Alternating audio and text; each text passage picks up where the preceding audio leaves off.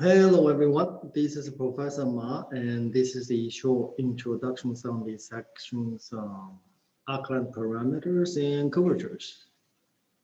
Uh, when we have a graph, a curve, a y graph of x graph, want to parameterize in terms of t. That is, we want to describe a point moving along the curve according to times, and there infinite many way to do it because people drive different speed along a different curve. You can drive in any manner you want to, and you can start at different starting points. So here are two different parameterization of exactly the same thing. That is a line in the same direction, 3, 4, but they have different two parameterizations of the points sitting on the same line. So this is a justification, basically saying that, oh, because the line must be parallel first, and then they pass into the same point, hence they must be the same line. So those two different ways of parameterizing the line. And then we also have, under some condition, we have this arc-length formula, provided the curve doesn't, if the parameterization doesn't double back on the curve, then we can use this as the arc-length calculated from time A to B, the distance the point travels.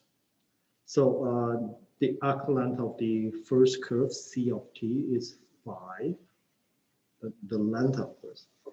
And between time 0 to A, then it travels the distance 5 times A. And the other one, different parameterizations in its speed constant is 1, so it travels in time A, travels exactly the same measurement. So basically, it's describing two different particles. One's traveling at speed 5, one's traveling at speed 1. Starting at the same positions. The position, I believe, was 1 minus 2 or something like that. Two numbers we added to it. And so we have different way of parameterize curves, and that was just examples. No, so there's one way we parameterize curve is very important. That is, we start at a point P. Okay. First of all, to parameterize curve, then it depends on a couple of things. First of all, you have to choose the directions, which is a positive direction, which is a negative directions. And the parameterized by arc length, meaning that we set the formula for at any given time equal to, we're going to call the variable s. So when s is equal to 1, so basically the special stopwatch is the s stopwatch. When you stop at s equal to 1, you travel precisely when s stopwatch at 2, you travel precisely at 2 units lengthwise. If a curve is parameterized in these manners, we will say the curve is parameterized by its arc length. Okay. And the parameterization of arc length depends on a couple of things. First of all, it depends on the point you start. So to parameterize a curve of motion by arc length, first, where is the starting point? And second is which direction is the positive direction, which was negative direction. So in general, on the x-axis, the right-hand side is positive and the left-hand side is negative. And on general curve, it's kind of hard to tell, in what sense is left and right. Well, that's a different question. But anyway, roughly that's how it's done. So in this particular case, if I were to start at point 1 minus 2, oops, don't move. The starting point at 1 minus 2 and travel along the curve in this direction, in positive direction, in this case, the line. And then this will be the parameterizations by arc length, starting at the point P with the positive directions as described. I know it's a mouthful.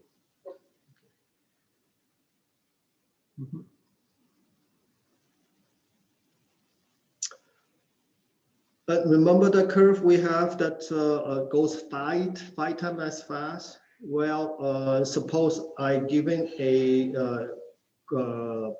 parametric curves in terms of time t.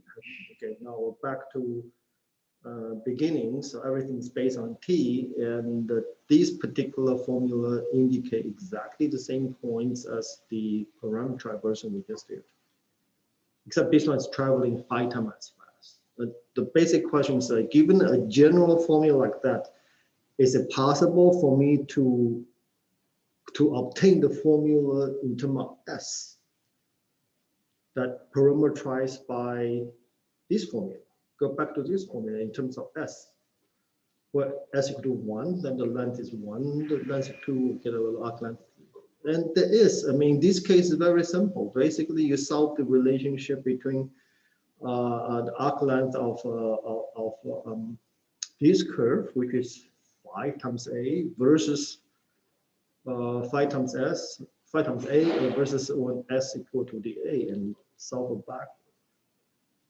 And here's the algebra for solving the backward. So ds dt, in other words, s is 5 times t, and they can solve for the t, and they can solve s equal to 5 times t. Okay, meaning what? Let me.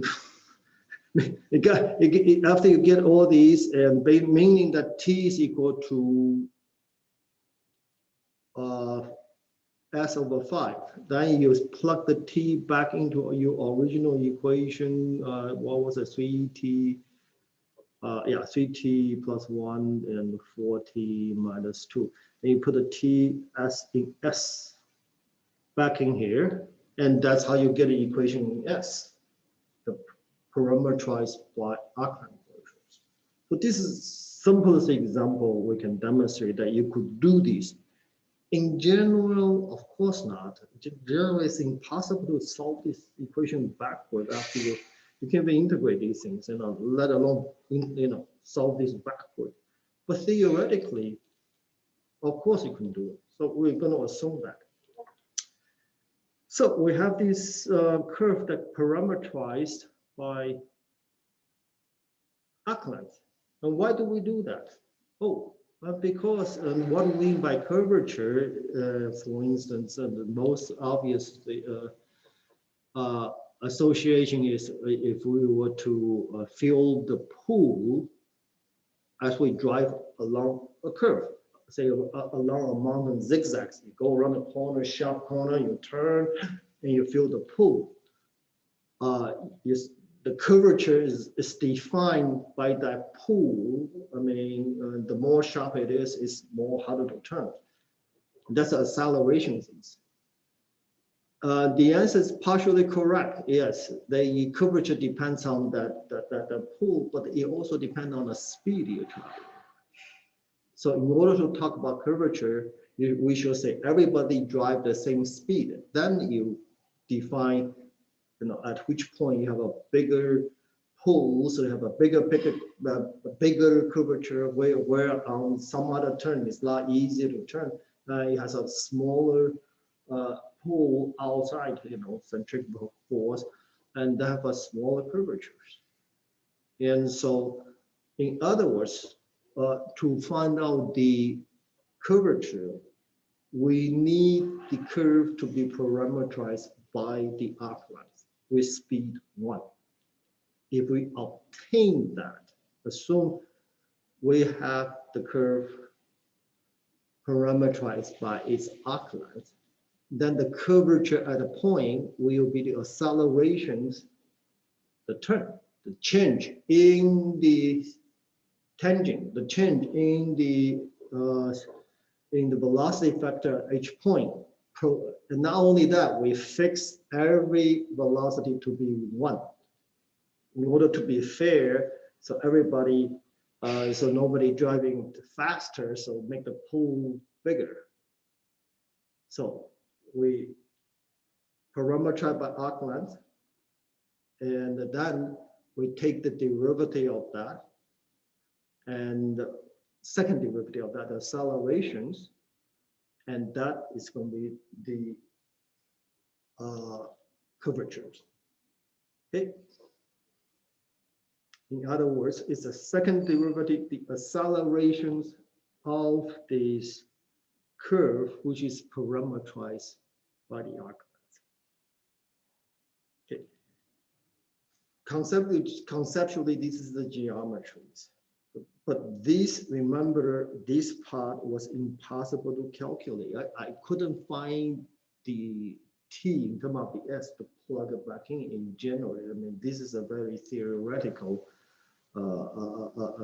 result. Remember, what we are given in the very beginning is a curve, a C of T, and the question is, what is these things of the curvatures? CU curvature at a point P.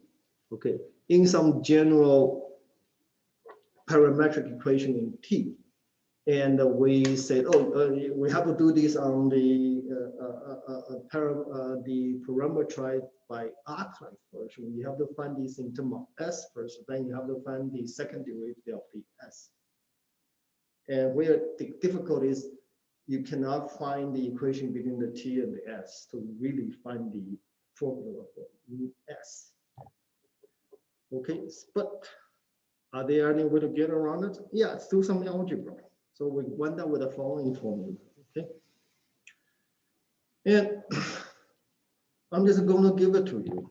Okay, and basically it comes to curvature. This is the curvature formula. Oh, this curvature formula directly in reference to a curve in terms of T, any parametric curve, provided it's increasing, doesn't go back. And you can use this formula in terms of derivative of T. Everything in this formula is derivative of T. Before the derivative of the curvature was in terms of that strange parameter, not strange, difficult to compute S formula, which we don't know what it is. And the basic proof from here to this formula, you can find in general calculus textbooks. It involves the derivatives between the relationship in S and the C prime of T, and uses product rules. It uses cross products and boom, boom, boom. Then some algebra, then this comes out. You can find this in general in any calculus course. That's the algebraic components of the, yeah. So that's all I'm going to mention about that. Okay. And then the rest of the, you say, 2D curve. How can you define 2D curves in the cross product? Or in this case, you embed 2D curves into a plane with z equals 0 as a 3D curve. Just treat the z component as 0. Then you can talk about cross product. So here are examples going through the calculations and of two different types of spirals in the circle. Okay, and for the circle, the curvature is 1 over the radius if it goes through it. Okay, 1 over r.